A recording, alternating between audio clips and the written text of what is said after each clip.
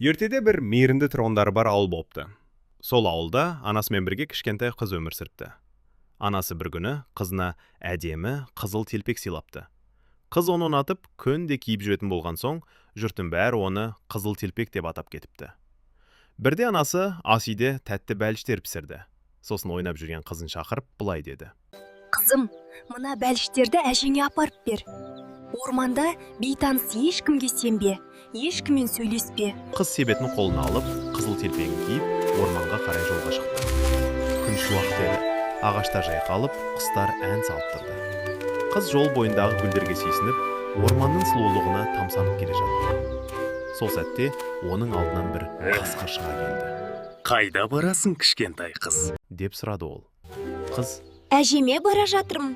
деп жауап берді. Қасқыр қулық ойлап тапты. Онда жарысайық.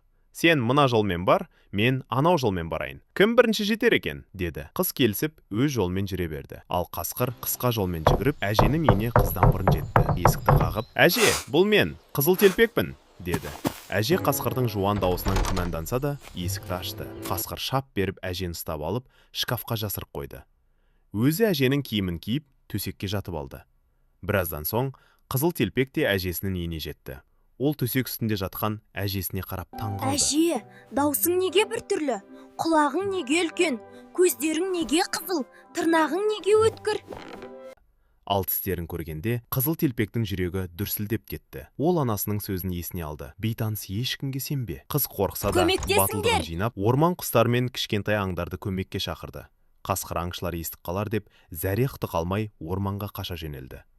Қыз әжесін шкафтан шығарып, екеуі қасқырдан аман-есен құтылғандарына қуанды. Кейін болған оқиғаны естіген анасы қызын мақтап: «Ақылды қызым, әрдайым сақ бол», деді. Сөйтіп, қызыл телпек ақылды, батыл болуының арқасында әжесі екеуін құтқарып, бәрі бақытты өмір сүріпті.